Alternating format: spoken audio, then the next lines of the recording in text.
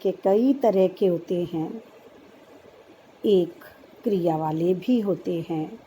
कुछ वाक्य ऐसे होते हैं जिनमें वाक्य खंडों को समुच्चय बोधक अव्ययों से जोड़कर बनाया जाता है, तो कुछ वाक्यों को प्रधान उपवाक्य और आश्रित उपवाक्य को समुच्चय बोधक शब्द से जोड़कर बनाया जाता है।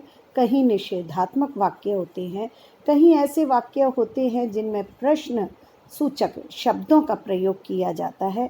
कुछ वाक्य ऐसे होते हैं जहाँ पर संदेह जताया जाता है, तो संकेत के आधार पर, आज्ञार्थक क्रिया के आधार पर वाक्यों को दो वर्गों में विभक्त किया गया है। पहला वर्ग है अर्थ के आधार पर और दूसरा है रचना के आधार पर। अर्थ के आधार पर वाक्य के 8 प्रकार हैं: विधानवाचक वाक्य, निषेधवाचक वाक्य, प्रश्नवाचक वाक्य, विस्मयवाचक वाक्य, संदेहवाचक वाक्य, आज्ञावाचक वाक्य, संकेतवाचक वाक्य और इच्छावाचक वाक्य। रचना के आधार पर वाक्यों के 3 भेद हैं: सरल वाक्य, संयुक्त वाक्य और मिश्र वाक्य।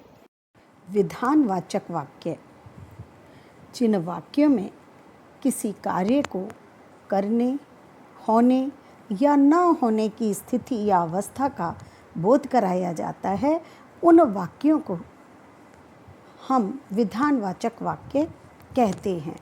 ये वाक्य हमें सूचित करते हैं कि क्रिया कहाँ हो रही है, कैसे हो रही है, कब हो रही है और कितनी क्रिया हो चुकी है।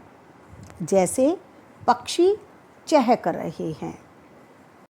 जिन वाक्यों में क्रिया के होने का यानी कि कार्य के होने का निषेध किया जाए, अर्थात मना किया जाए, अथवा जिस वाक्य में कार्य के न करने या ना होने का पता चलता है, उसे निषेधवाचक वाक्य कहते हैं। जैसे दुकानदार आज शहर नहीं जाएगा। इस वाक्य में दुकानदार के आज शहर ना जाने की बात कही गई है, इसलिए यह निषेधवाचक वाक्य है।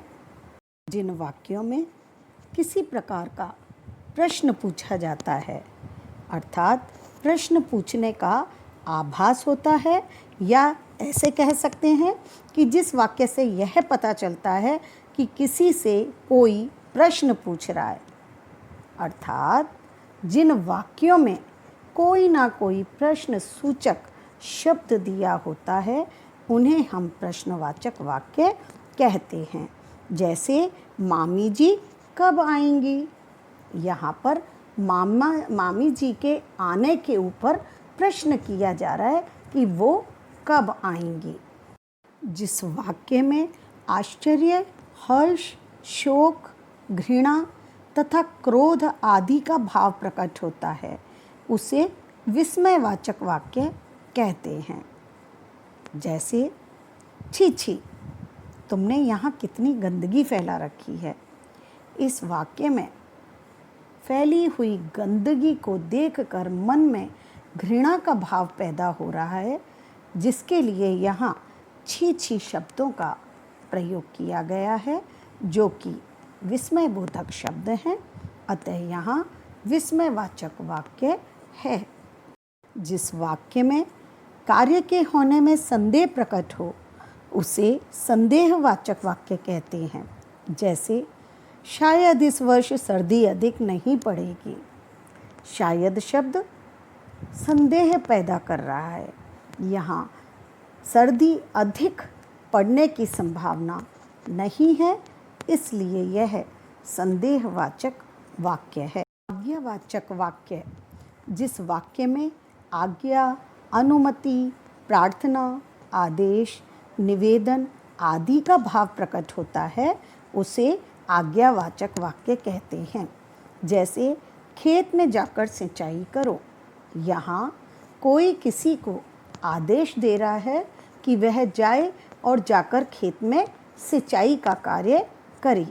आदेश देने के कारण यहाँ क्रिया बदल गई है। क्रिया करो है।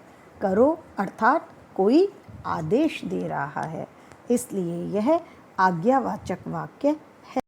संकेतवाचक वाक्य, जिस वाक्य में किसी शर्त के आधार पर किसी कार्य के होने का ज्ञान हो, वहाँ पर संकेतवाचक वाक्य होता है।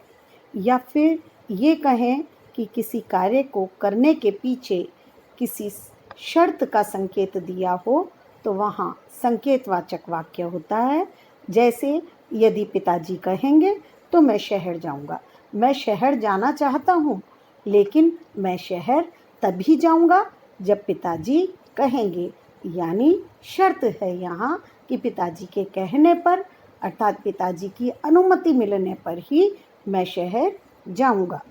जिस वाक्य में किसी कामना का या इच्छा का भाव प्रकट होता है, उसे इच्छावाचक वाक्य कहते हैं। जैसे आइए चाय पीते हैं, यानी आप चाय पीने की इच्छा व्यक्त कर रहे हैं। काश मैं भी केरल घूमने जा पाता, यहाँ काश शब्द आपकी कामना को व्यक्त कर रहा है कि काश आप केरल घूमने जा पाते, आप केरल घूमने जाना चाहते थे लेकिन जा नहीं पाए। रचना के आधार पर वाक्य के 3 भेद होते हैं: सरल वाक्य, संयुक्त वाक्य और मिश्र वाक्य।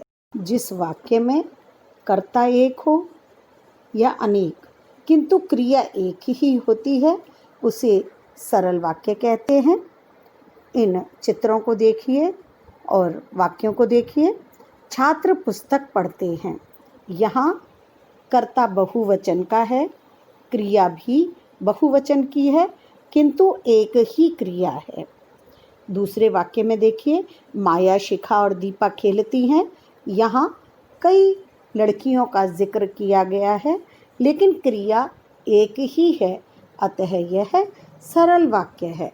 संयुक्त वाक्य, जिस वाक्य में समान स्तर के 2 वाक्य उपवाक्य समुच्चय बोधक शब्दों के द्वारा जोड़े जाते हैं, उसे संयुक्त वाक्य कहते हैं। जैसे ललिता ढोलक बजा रही है और पद्मनी गीत गा रही है, यहाँ इन दोनों को और समुच्चय बोधक शब्द के द्वारा जोड़ा गया है, अतः यह संयुक्त वाक्य है। वाक्य में एक प्रधान उपवाक्य होता है तथा दूसरा आश्रित उपवाक्य होता है, और वे दोनों उपवाक्य समुच्चय बोधक शब्द से जब जुड़ जाते हैं तो वहाँ मिश्र वाक्य होता है। जैसे मेरे पास एक बंदर है जो रिमोट से चलता है, यहाँ पर प्रधान उपवाक्य है मेरे पास एक बंदर है, जिसे आश्रित उपवाक्य रिमोट से चलता है, ये आश्रित उपवाक्य है, इससे जोड़ा गया है। किसके द्वारा? समुच्चय बोधक शब्द जो के द्वारा जोड़ा गया है। जो से जोड़ने पर वाक्य बना मेरे पास एक बंदर है जो रिमोट से चलता है, अतः यह मिश्र वाक्य है। इसी तरह मुझे डर था कि वह झूठ ना बोल दे, यहाँ मुझे डर था यह प्रधान उपवाक्य है और आश्रित उपवाक्य है वह झूठ ना बोल दे, इसे की समुच्चय बोधक शब्द के माध्यम से जोड़ा गया है, तो यह मिश्र वाक्य है।